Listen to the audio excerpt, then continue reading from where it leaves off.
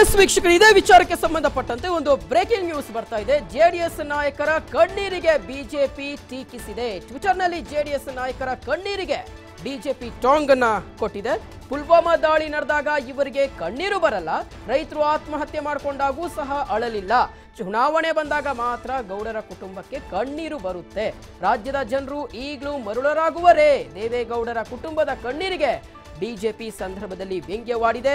ನಿಜಕ್ಕೂ ಈ ಒಂದು ಕಣ್ಣೀರ ಕಥೆಗೆ ಸಂಬಂಧಪಟ್ಟಂತೆ ವ್ಯಾಪಕ ಟೀಕೆಗಳು ಸಹ ವ್ಯಕ್ತವಾಗ್ತಿದೆ. ಬಿಜೆಪಿ ನಾಯಕರು ಟ್ವಿಟರ್ ಮೂಲಕ ತಮ್ಮ ವ್ಯಂಗ್ಯಭರಿತವಾಗಿ ಅದನ್ನ ಟ್ವೀಟ್ ಮಾಡ್ತಾ ಇದ್ದಾರೆ. ಯಾಕಂದ್ರೆ ಕುಮಾರಸ್ವಾಮಿಯವರು ಮಾತೆತ್ತಿದ್ರೆ ಸಾಕು ಹತ್ತು ಬಿಡ್ತಾರೆ, ಕಣ್ಣೀರು ಹಾಕಿಬಿಡ್ತಾರೆ. ಈಗ ದೇವೇಗೌಡರು ಜೊತೆಗೆ ಪ್ರಜ್ವಲ್ ರೇವಣ್ಣ ಈ ರೀತಿಯಾಗಿ ಕಣ್ಣೀರನ್ನು ಹಾಕಿರ್ತಕ್ಕಂಥದ್ದು ನಿಜಕ್ಕೂ ಯಾವ ರೀತಿಯಾದಂಥ ಸಂದೇಶವನ್ನು ಇವರು ರವಾನಿಸ್ತಾ ಇದ್ದಾರೆ ಅನ್ನುವಂಥದ್ದು ಯಕ್ಷ ಪ್ರಶ್ನೆಯಾಗಿ ಕಾಡ್ತಾ ಇದೆ. ಪುಲ್ವಾಮಾ ದಾಳಿ ನಡೆದಂಥ ಸಂದರ್ಭದಲ್ಲಿ ಇವರು ಕಣ್ಣೀರನ್ನು ಹಾಕಿಲ್ಲ, ರೈತರು ಆತ್ಮಹತ್ಯೆ ಮಾಡ್ಕೊಂಡಾಗ್ಲೂ ಸಹ ಇವರು ಅಳಲಿಲ್ಲ.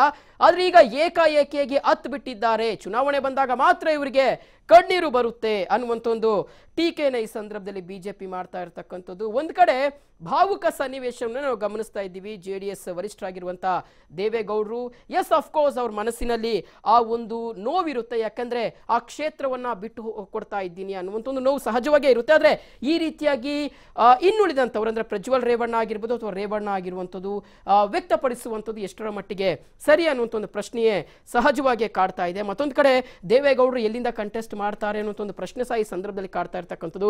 ಮೈಸೂರಿನಿಂದ ಅವರೇಂದು ಕಂಟೆಸ್ಟ್ ಮಾಡ್ತಾರ ಅಥವಾ ತುಮಕೂರಿಗೆ ಹೋಗ್ತಾರ ಅಥವಾ ಬೆಂಗಳೂರು ಉತ್ತರ ಲೋಕಸಭಾ ಕ್ಷೇತ್ರದಿಂದ ಅವರೊಂದು ಕಂಟೆಸ್ಟ್ ಮಾಡ್ತಾರೆ ಅಂತ. ಮತ್ತೊಂದು ಕಡೆ ದೇವೇಗೌಡರು ಈಗ ಹೇಳಿದ್ದಾರೆ, ಇದು ನನಗೆ ಕಡೆ ಚುನಾವಣೆ ಆಗಿರ್ತಕ್ಕಂಥದ್ದು, ಇನ್ಮೇಲೆ ಯಾವುದೇ ರೀತಿಯಾಗಿ ಚುನಾವಣೆಯಲ್ಲಿ ಸ್ಪರ್ಧಿಸಿಲ್ಲ ಅನ್ನುವಂಥ ಒಂದು ಇಂಗಿತವನ್ನು ಈಗಾಗಲೇ ಒಂದಷ್ಟು ಮಟ್ಟಿಗೆ ಅವರು ವ್ಯಕ್ತಪಡಿಸ್ತಾ ಇರ್ತಕ್ಕಂಥದ್ದು. ಹಾಗಾಗಿ ಈ ಒಂದು ಕಣ್ಣೀರಿಗೆ ಸಾಕಷ್ಟು ಥಿಯರಿಗಳು ಹುಟ್ಕೊಳ್ತಾ ಇರ್ತಕ್ಕಂಥದ್ದು.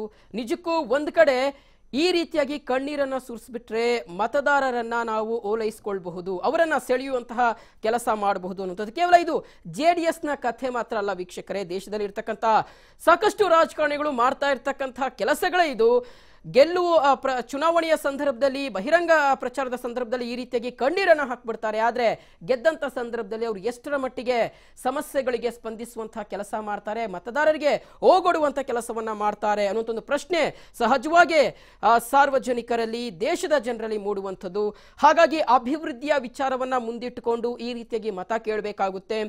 ದೇವೇಗೌಡರು ಹಿರಿಯ ರಾಜಕಾರಣಿಯಾಗಿದ್ದಾರೆ. ಜೊತೆಗೆ ಕಳೆದ ಬಾರಿಯ ಲೋಕಸಭಾ ಚುನಾವಣೆಯ ಸಂದರ್ಭದಲ್ಲಿ 2014 ನಡೆದಂತಹ ಲೋಕಸಭೆ ಚುನಾವಣೆ ಸಂದರ್ಭದಲ್ಲಿ ಅತಿ ಹಿರಿಯ ಸಂಸದರಾಗಿ ಕರ್ನಾಟಕದಿಂದ ಆಯ್ಕೆಯಾಗಿ ಹೋದಂತಹ ದೇವೇಗೌಡರು ಇವರು ತಮ್ಮ ಕೆಲಸಗಳನ್ನು ಮುಂದಿಟ್ಕೊಂಡು ಈ ರೀತಿಯಾಗಿ ಓಟನ್ನು ಕೇಳಬೇಕಾಗುತ್ತೆ. ಅದನ್ನು ಬಿಟ್ಟು ಈ ರೀತಿಯಾಗಿ ಕಣ್ಣೀರು ಹಾಕುವಂಥದ್ದು ವ್ಯಾಪಕ ಟೀಕೆಗೆ ಗುರಿಯಾಗ್ತಾ ಇದೆ.